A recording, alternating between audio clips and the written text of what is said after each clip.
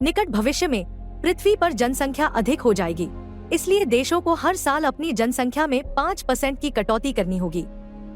कुछ जगहों पर बुजुर्गों को मार दिया जाता है या वार्षिक जन्मों को सीमित कर दिया जाता है, लेकिन अमेरिका थिनिंग नामक एक परीक्षा में सबसे कम ग्रेड पाने वाले छात्रों को मार देता है। टेक्सास में गवर्नर डीन इस कार्यक्रम का बहुत समर्थन करते हैं, इसलिए उनका बेटा ब्लेक उन्हें सबक सिखाने के लिए जानबूझकर परीक्षा में फेल हो जाता है। डीन परिणामों में हेराफेरी करके ब्लेक की जगह लेना को लाता है, जो कक्षा में सबसे अच्छी है। हालांकि किशोर समाचारों में इस चाल का पर्दाफाश कर देते हैं। यह पता चलता है कि परिणाम वर्षों से संशोधित किए गए हैं ताकि अमीर छात्र कभी फेल न हो। दोष लेने के बजाय डीन यह दिखावा करता है कि सुरक्षा प्रमुख मेसन ने यह किया है और अपने बेटे को उसके करियर को बचाने के लिए ले जाने की अनुमति देता है। ब्लेक के अंतिम संस्कार के दौरान डीन एक दुखी पिता की भूमिका बखूबी निभाता है। उनके अभियान प्रबंधक जॉर्जिना ने उन्हें सूचित किया कि FBI एजेंट मॉरिस को मामले को सौंपा गया है, इसलिए वह मेसन को जांच से दूर कहीं गुप्त स्थान पर ले गई है। अब डीन चुनाव पर ध्यान केंद्रित कर सकता है क्योंकि वह राष्ट्रपति पद का उम्मीदवार है। इस बीच लेना से प्रेस संपर्क करती है और वह स्कूल पर मुकदमा करने के बारे में किसी भी सवाल को टालती है। बाद में घर पर मॉरिस लेना से पूछताछ जारी रखता है और बताता है कि उसके पास उसकी और ब्लेक के चुंबन की एक तस्वीर है, लेकिन लेना कसम खाती है कि यह सिर्फ एक भावनात्मक क्षण था। मॉरिस ने देखा कि जब से लेना की मां की मृत्यु हुई है, लड़की पर बहुत सारा कर्ज है, जबकि उसे अपने छोटे भाई बहनों की देखभाल भी करनी है। रिपोर्टर हमेशा घर के आसपास भी रहते हैं। मॉरिस के जाने के बाद डीन के सहायक जैक लेना से मिलने आते हैं, जो बताते हैं कि गवर्नर उनसे मिलना चाहते हैं। लेना एक बैठक के लिए सहमत हो जाती है, लेकिन जब डीन उसे अपनी टीम में शामिल होने का प्रस्ताव देता है, भले ही उसे पैसों की जरूरत हो, वह प्रस्ताव ठुकरा देती है और जैक उसे घर ले जाता है। यह पता चलता है कि जैक और मिस कोल द फाइट नामक एक संगठन के लिए काम करते हैं, जो थिनिंग सिस्टम के खिलाफ है और जानता है कि लोगों को देश से कैसे बाहर निकाला जाए। वे डीन को राष्ट्रपति बनने से रोकना चाहते हैं, या वे कभी थिनिंग को नहीं हरा पाएंगे, इसलिए वे लेना से नौकरी लेने और उसे अंदर से नीचे लाने के लिए जासूसी करने के लिए कहते हैं। इस बीच लेना के दोस्त केलन को प्रसिद्ध रिपोर्टर वेंडी के साथ नौकरी मिल जाती है। वह स्कूल के मामले के बारे में लिखना चाहता है, लेकिन चूंकि वह नया है, इसलिए उसे अभी केवल मामूली काम दिए गए हैं। हालांकि वह अभी भी अपने खाली समय में शोध करता है और कर्मचारियों का साक्षात्कार करने के लिए अंतिम संस्कार गृह जाता है, केवल यह पता लगाने के लिए कि उनमें से किसी ने भी ब्लेक के शरीर को नहीं संभाला है। उस रात केलन लेना को अपने साथ कब्रिस्तान चलने के लिए कहता है। साथ में वे ब्लेक की कब्र खोदते हैं और पाते हैं कि ताबूत खाली है। यह पता चलता है कि परीक्षा में असफल होने वाले सभी छात्रों को वास्तव में मार डाला नहीं गया है। उन्हें गुप्त रूप से असुरु ग्लोबल से संबंधित एक भूमिगत कारखाने में ले जाया जाता है और काम करने के लिए मजबूर किया जाता है। यह सब मुफ्त श्रम पाने की एक साजिश है। ब्लेक के समूह को एक कमरे में ले जाया जाता है, जिसमें एक बड़ी स्क्रीन होती है और एक खुशनुमा वीडियो बताता है कि उन्हें देश की प्रगति में मदद करने और जीवन में दूसरा मौका पाने के लिए चुना गया था। कंपनी वादा करती है कि कार्यक्रम के सबसे अधिक उत्पादक सदस्य को समाज में फिर से शामिल किया जाएगा। छात्र राहत महसूस करते हैं और जश्न मनाते हैं, लेकिन ब्लेक अभी भी सावधान है। इसके बाद छात्रों की गर्दन में एक डिवाइस डाली जाती है और एक त्वरित स्कैन उन्हें कारखाने के विभिन्न क्षेत्रों में नियुक्त करता है। ब्लेक सोचता है कि अगर वह काम करने से मना कर दे तो क्या होगा, लेकिन गार्ड तुरंत उसे वहां से हटा देते हैं। इसके बाद छात्रों को नियम सिखाए जाते हैं। प्रत्येक दिन को 3 भागों में विभाजित किया जाता है, 14 घंटे काम, 1 घंटा भोजन और व्यक्तिगत समय, और अंत में सोना। यह जगह सख्त कर्फ्यू के अधीन है, जिसका उन्हें सम्मान करना चाहिए। जब एक कैमरा छात्रों को अलग अलग कार्य क्षेत्र दिखाता है, तो ब्लेक श्रमिकों के बीच एली को देखकर चौंक जाता है। वह हाई स्कूल में उसकी गर्लफ्रेंड थी, जब तक कि वह पिछले साल परीक्षा में फेल नहीं हो गई। ब्लेक उसके पास दौड़ता है और उसे चूमता है, लेकिन एली उसे अपने खाली समय का इंतजार करने के लिए कहती है। यह पास में मौजूद एक लड़के ने देखा। काम के घंटों के बाद दंपत्ति गंदे काम करने के लिए एक खाली कमरे में जाता है। उस रात ब्लेक को पता चलता है कि हीदर जैसे कुछ लोग वाकई सोचते हैं कि उन्हें किसी बड़ी चीज के लिए चुना गया है। उनकी बातचीत अलार्म से बाधित होती है और वे बाहर देखते हैं कि एक लड़का खुद को मिटाने की कोशिश कर रहा है। केज के नेतृत्व में एक छोटा समूह उसे ऐसा करने के लिए प्रोत्साहित करता है, लेकिन जब लड़का कूदता है तो गार्ड उसे जाल से पकड़ लेते हैं। फिर केज चिल्लाना शुरू कर देता है, स्निप स्निप। और हीदर समझाती है कि जो कोई भी व्यक्ति काम करने से इनकार करता है उसे अस्पताल भेज दिया जाता है, जहां उन्हें विनम्र बनाने के लिए संशोधित किया जाता है। उस पल वह लड़का जिसने चुंबन देखा था खिड़की पर ब्लेक की ओर इशारा करता है और केज उससे मिलने आता है। वह कृपालु है क्योंकि वह समझाता है कि अब एली उसकी है, इसलिए यदि ब्लेक ने उसकी ओर देखा भी तो केज उसे मार देगा। अगले दिन कैफेटेरिया में ब्लेक को यह देखना पड़ता है कि केज किस तरह एली को चूमता और छूता रहता है, जिसे यह स्पष्ट रूप से पसंद नहीं है। केज और उसके गिरोह को योग्य के रूप में जाना जाता है और उन्हें कंपनी द्वारा अन्य श्रमिकों की देखरेख करने के लिए चुना गया था। वे पुनः परिचय के लिए भी पहले स्थान पर हैं। गिरोह के टेबल से चले जाने के बाद ब्लेक एली का सामना करता है, जो उसे उसकी रक्षा करने के लिए दूर जाने के लिए कहती है। अचानक केज के गुंडे ब्लेक को घेर लेते हैं और उसे जाने के लिए कहते हैं, इसलिए ब्लेक उनसे लड़कर जवाब देता है। वह कुछ अच्छे मूव्स करने में सफल होता है, लेकिन केज जल्द ही उसे पकड़ लेता है और सुरक्षा को बुलाता है। ब्लेक उसे दूर धकेलता है और एली के साथ भाग जाता है। हालांकि जैसे ही वे दूसरे कमरे में प्रवेश करते हैं, वे गार्डों से घिर जाते हैं जो उन्हें पीटते हैं। ब्लेक को आश्चर्य होता है कि नेता मेसन है, जिसे उसे छुपाने के लिए यहाँ स्थानांतरित किया गया था। मेसन ब्लेक को देखकर खुश होता है और उसका पैर तोड़कर अपना बदला लेता है। 8 महीने बाद डीन चुनाव के लिए बस कुछ ही दिन बचे होने पर भी प्रचार करना जारी रखता है। लेना उसकी टीम में काम कर रही है और समाचारों में उसके बारे में सकारात्मक बातें कर रही है, जबकि निजी तौर पर वह कोल और जैक को सारी खुफिया जानकारी भेजती है। लेना थक रही है क्योंकि कोई प्रगति नहीं हुई है, लेकिन सौभाग्य से कोल एक योजना की घोषणा करता है।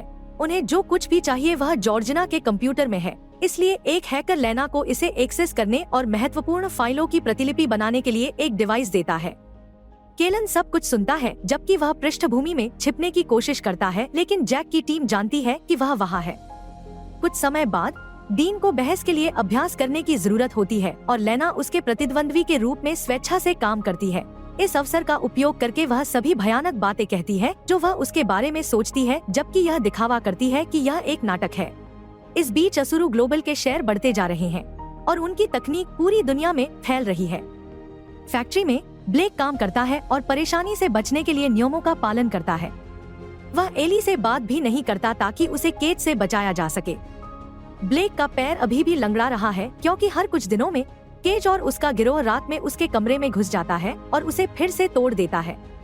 जब ब्लेक अस्पताल जाता है तो डॉक्टर को शक होता है और वह सवाल पूछता है, लेकिन ब्लेक केवल इतना कहता है कि वह गिर गया था।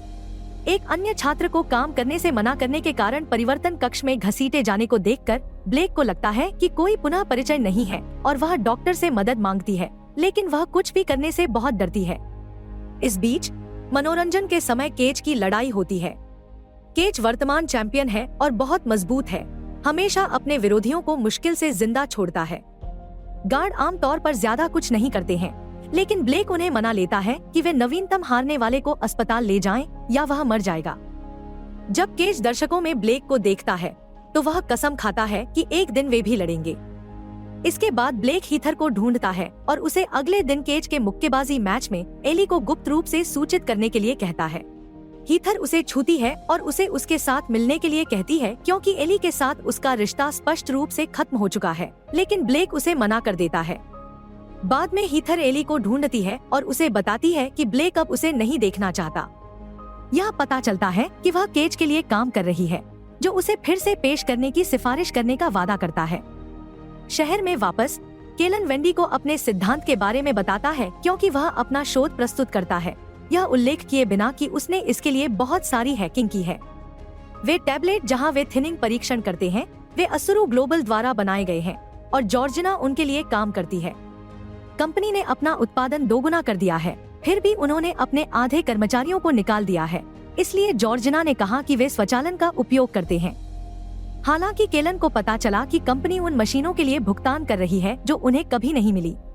उन्होंने नए परिसर का दौरा किया और मशीनों से भरे विनिर्माण क्षेत्र के लिए पर्याप्त जगह नहीं पाई। आउटसोर्सिंग से संबंधित कोई कागजी कार्रवाई नहीं है, लेकिन उन्होंने पाया कि असुरु कम से कम 1 लाख लोगों के लिए सैन्य राशन खरीद रहा है। वह निष्कर्ष निकालता है कि कंपनी छात्रों को गुलामों की तरह इस्तेमाल कर रही है, लेकिन दुख की बात है कि उसके पास ठोस सबूत नहीं है और वेंडी उसे खारिज कर देती है। जब केलन अपनी कार में बैठता है तो एक नकाबपोश आदमी उसके पीछे आता है और एक बैग से उसका दम घोंटने की कोशिश करता है। केलन कार का अलार्म चालू करता है और वह आदमी पकड़े जाने से बचने के लिए भाग जाता है। घर पर लेना अपने कमरे में ब्लेक को पाती है और वे चुंबन करना शुरू करते हैं। तभी ब्लेक अचानक जैक में बदल जाता है।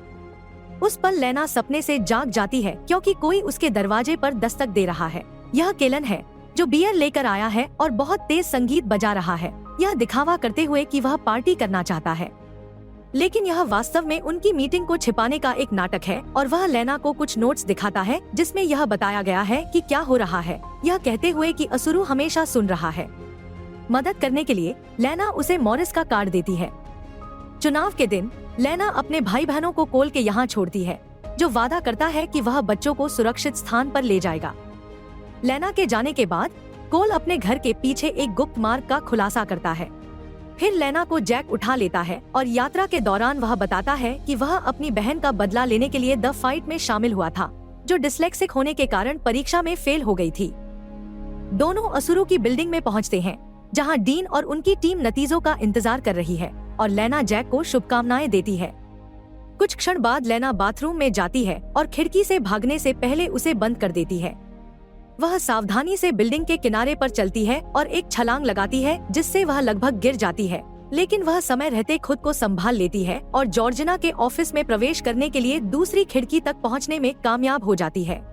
हैकर के डिवाइस का उपयोग करके वह कंप्यूटर तक पहुंचती है और फैक्ट्री के सभी रहस्यों को खोजती है। जब उसे पता चलता है कि ब्लेक वास्तव में जीवित है तो वह रोने लगती है। जब वह फाइलें ट्रांसफर करती है तो जैक जॉर्जिना को यह कहते हुए सुन लेता है कि उसने अपने ऑफिस में कुछ छोड़ दिया है, इसलिए वह लेना को चेतावनी देने के लिए मैसेज करता है। लेना और समय मांगती है और जैक जॉर्जिना से झूठ बोलता है। उसे बताता है कि डीन उसे तुरंत देखना चाहता है। जब जॉर्जिना डीन के पास जाती है और उसे पता चलता है कि जैक झूठ बोल रहा है, तो वह उसे गिरफ्तार करने के लिए अपने आदमियों को भेजती है। उसी समय गार्ड को लेना की देरी पर शक होने लगता है और वे ताला तोड़ना शुरू कर देते हैं। सौभाग्य से लेना डाउनलोड खत्म कर लेती है और दरवाजा खोलने के लिए समय पर बाथरूम में वापस चढ़ जाती है। वह देखती है कि जैक को गिरफ्तार कर लिया गया है और मदद के लिए मॉरिस को फोन करने के लिए बाहर भागती है। फैक्ट्री में ब्लेक केज के अपने आखिरी मैच के खत्म होने का इंतजार करता है और उसे एक लड़ाई के लिए चुनौती देता है। कहता है कि अगर वह जीत जाता है तो वह लीडर बन जाएगा। ब्लेक केज को एक शानदार प्रतिद्वंद्वी बनकर आश्चर्यचकित करता है, जो अपने घायल पैर से भी जोरदार वार करता है। जब लोग लड़ते हैं, एली ब्रेकअप के बारे में सोचना बंद नहीं कर पाती है और अपने कमरे में लौटने के लिए काम करना बंद कर देती है। जब गार्ड उसे ढूंढते हैं तो वह बेहोश दिखाई देती है, इसलिए वे उसे छूने की कोशिश करते हैं, लेकिन एली अचानक गार्ड की उंगली काट लेती है। फिर वह उनसे लड़ने की कोशिश करती है, लेकिन वे स्पष्ट रूप से अधिक शक्तिशाली होते हैं और उसे नीचे गिराने के लिए शीशे पर फेंक देते हैं। इसके बाद वे उसे एक स्ट्रेचर से बांध देते हैं और उसे सुधार के लिए अस्पताल ले जाते हैं और उन्हें हीदर देखती है, जो खुद को दोषी महसूस करती है। लड़ाई में वापस ब्लेक केज पर हावी हो जाता है, लेकिन साथ ही समझौता करने के लिए अपना हाथ भी बढ़ाता है। क्रोधित केज ब्लेक को नीचे गिराकर उसे लात मारना शुरू कर देता है। चूंकि निष्पक्ष खेलना काम नहीं करता, ब्लेक अपनी बेंत लेता है और केज को एक तेज हरकत से पीटता है। भीड़ ब्लेक के नाम का नारा लगाती है क्योंकि उसे नया नेता घोषित किया जाता है, लेकिन इस पल को अलार्म द्वारा बाधित किया जाता है। हीदर आती है और उन्हें एली के बारे में बताती है, इसलिए ब्लेक केज और उसके गिरोह को बातचीत के लिए इकट्ठा करता है। वह समझाता है कि समाज में फिर से शामिल होने का कोई रास्ता नहीं है और वे हमेशा के लिए वहीं फंस जाएंगे, जिससे लड़के उसे एक योजना बनाने में मदद करने के लिए राजी हो जाते हैं। कुछ मिनट बाद ब्लेक काम पर वापस आता है और एक मशीन में चोटिल हो जाता है, इसलिए एक गार्ड उसे दूसरे कर्मचारी की मदद से अस्पताल ले जाता है। कैफेटेरिया में केज और एक अन्य व्यक्ति जानबूझकर लड़ाई शुरू कर देते हैं। जल्द ही सभी अन्य किशोर भी इसमें शामिल हो जाते हैं और कैफेटेरिया में अराजकता फैल जाती है, इसलिए गार्ड को उन्हें शांत करने के लिए आना पड़ता है। जैसे ही अलार्म बजता है, ब्लेक और उसका दोस्त गलियारे में गार्ड से लड़ते हैं, उन्हें आसानी से नीचे गिरा देते हैं और उनकी चाबियां चुरा लेते हैं। इसके बाद ब्लेक अस्पताल जाता है, जहां वह डॉक्टर को बेहोश कर देता है, इससे पहले कि वह एली पर अपनी ड्रिल का इस्तेमाल कर सके। एक दूसरा डॉक्टर ब्लेक को पीछे से आश्चर्यचकित करता है और उसे पकड़ लेता है, इसलिए ब्लेक उसे बेहोश करने से पहले उसे चाकू मारने के लिए एक सिरिंज पकड़ता है। फिर ब्लेक और एली एक दूसरे को चूमते हैं, इससे पहले कि वह एक स्केलपेल से उनकी गर्दन में लगे ट्रैकर को हटाता है। कैफेटेरिया में एक उग्र मेसन आता है और बच्चों को पीटना शुरू कर देता है, लेकिन केश बात करने से इनकार कर देता है। फिर मेसन अपने फोन पर ट्रैकर चेक करता है और पाता है कि इसके पीछे ब्लेक है।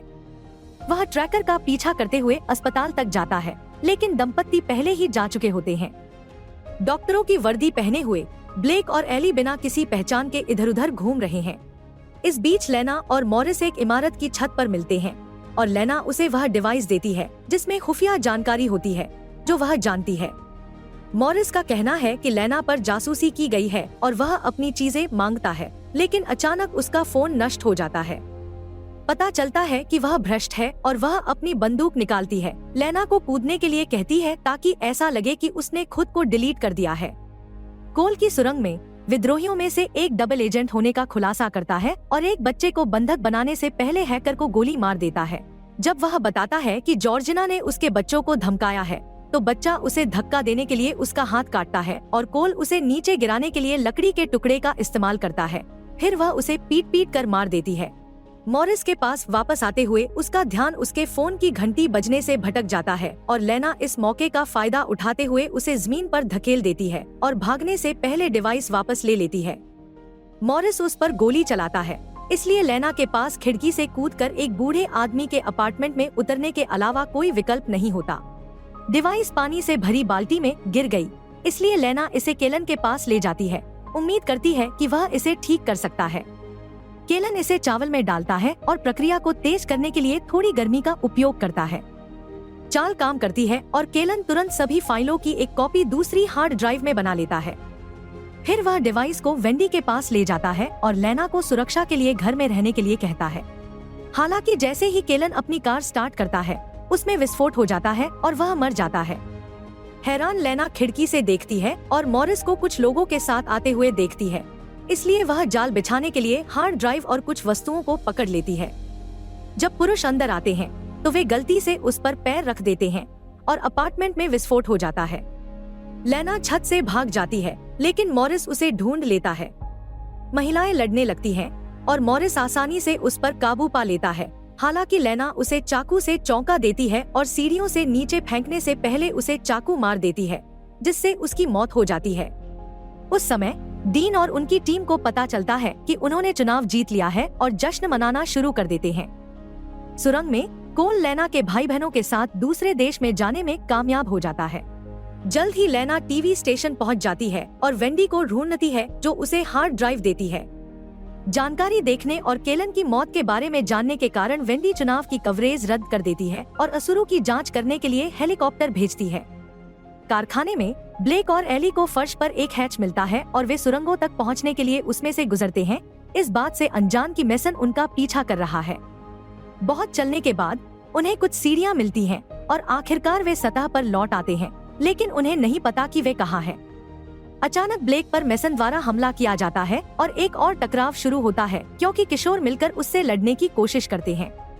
मेसन ब्लेक पर हावी हो जाता है और उसका गला घोंटने की कोशिश करता है, लेकिन जब उनके ऊपर एक हेलीकॉप्टर दिखाई देता है तो उसका ध्यान भंग हो जाता है। एली इस मौके का फायदा उठाकर मेसन को एक पत्थर से नीचे गिरा देती है। हेलीकॉप्टर सब कुछ रिकॉर्ड कर लेता है और जल्द ही पूरा देश देख लेता है कि ब्लेक समाचारों में जीवित है।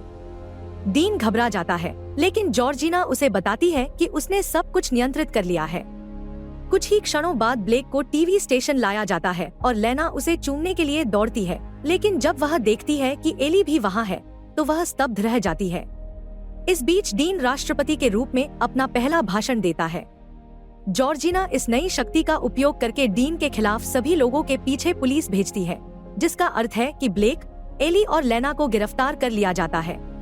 जैसे ही किशोरों को ले जा रही पुलिस कार शहर के बाहर सड़क पर पहुंचती है, अचानक किसी चीज से टकरा जाती है और अपनी तरफ गिर जाती है, जिससे दुर्घटना होती है। फिर दरवाजे खुलते हैं और जैक को प्रकट करते हैं, जो बताता है कि वह FBI के साथ है और चाहता है कि किशोर डीन से लड़ने में उसकी मदद करें।